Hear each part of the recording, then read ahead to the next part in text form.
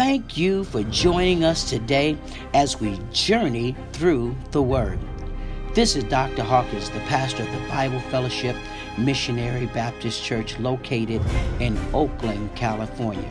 We are certainly glad that you took the time to join us today. At the close of the message, I will make sure that you are clear on ways that you can partner with us. May God bless you and keep you is our prayer.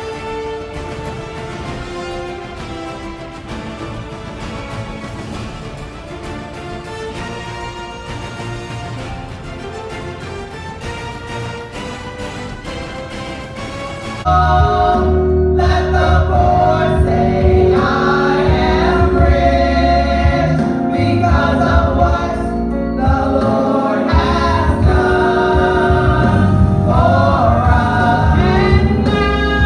And now let the weak say I am strong. Let the poor say I am rich because of what the Lord has done. And out of 311 times that the Word of God uses the word congregation, you never see the word congregation used outside of a leader being present. Nor do you ever see the word congregation used outside of God speaking to the leader that's present for the congregation. Nothing. You never see the word congregation used without the word congregation being used with progression, which simply means success. So for those individuals who disconnect themselves from congregation, number one, that's saying you don't have a leader. That's saying you don't even follow God's leadership. Second, that's saying that you don't even respect the person that God put in your life to help you get to where He wants you to go in the midst of a congregation. Finally, whenever you see, or fifthly, whenever you see the word congregation, you see protection.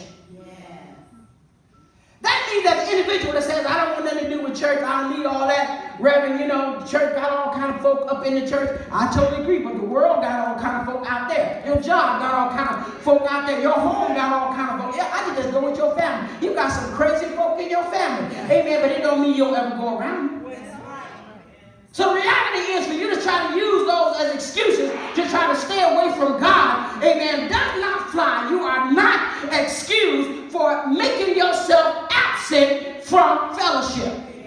When the word of God says, forsake not the assembling of yourselves together. God said that when you don't come together in the congregation, in the fellowship, you are being disobedient to the word of God. You don't just float out there in existence saying, I'm walking, listening to the Spirit of God. God does not operate in having you operate out there by yourself. If you got it so together, you ought to be in here getting us together. If you know so much, you ought to be in here teaching or preaching the word. But if you're out there, it's because you've been deceived. Because even in the text, I'm about to show you that it wasn't good for this man just to get his sight and be left out there alone.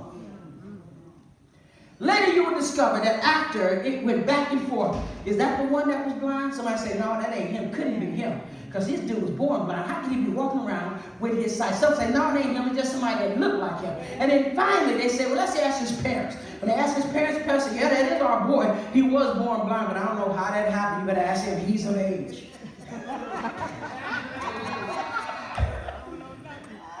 And then it goes on. Finally, when the man spoke for himself, he said, I don't know, amen, how it happened, but he said, I know who made it happen. It was that man named Jesus.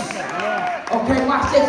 Watch this. As I run to conclusion, I might not be able to give you all the details to how that miracle came to be. That's why it's called a miracle, because a miracle is something that I cannot wrap my mind around. A miracle is something that does not make medical sense, doesn't make economic sense, doesn't make social sense, doesn't make no kind of sense. Matter of fact, some folk call my miracle nonsense. Some call it foolishness, but you call it whatever you want to call it. But I was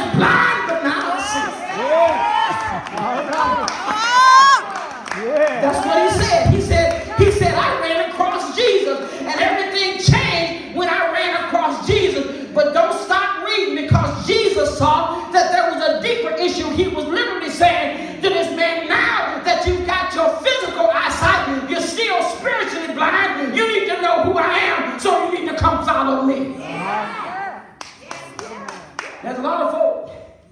The reason that they're out there wandering is because they're not following Jesus. Amen. Come on, somebody. And I see this, it's really not that deep. If I'm following Jesus and you following Jesus, we ought to be at least together because we both following the same leader. Yeah.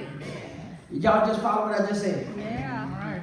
It's hard for you to say you following Jesus and you walking way over there somewhere.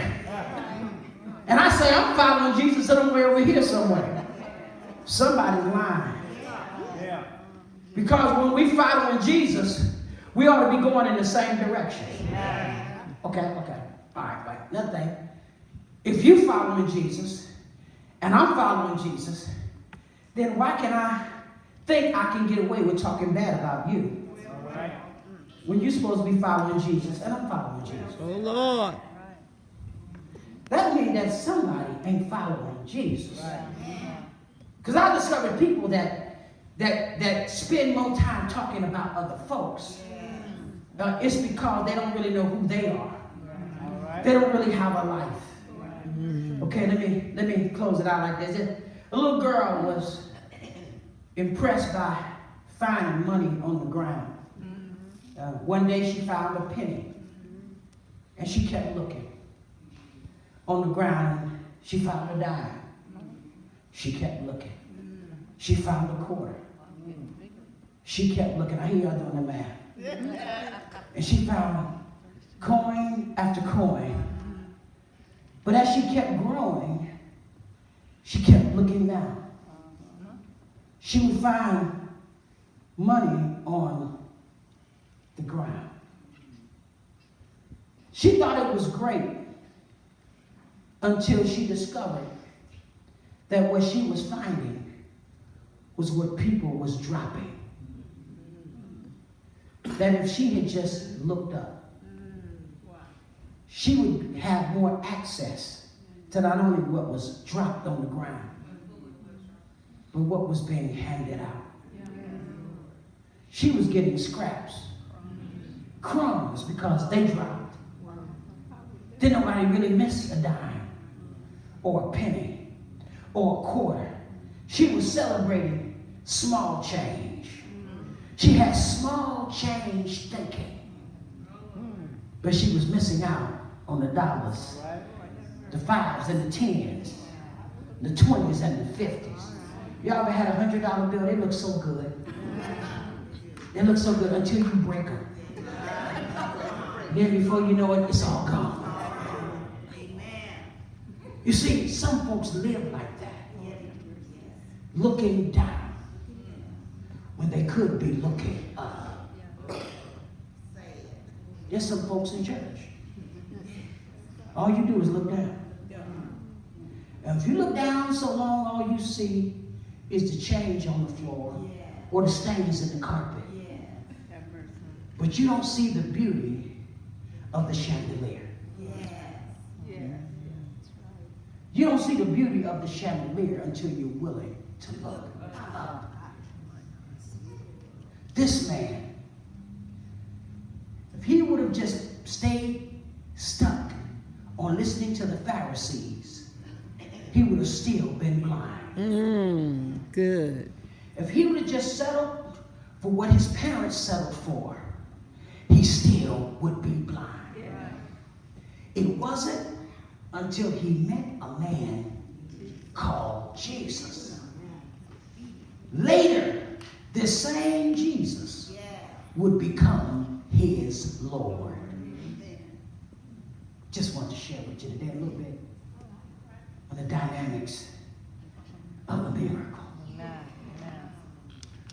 Blindness to sight. From death now to life. From looking down and surviving with the change to looking up, seeing the beauty of the chandelier. Can the church say amen? Come on, let's give the Lord some praise. Praise the Lord. Thank you for joining us today. If this message blessed you, and I know it did, go to our website and share with us a generous love offering. Thank you.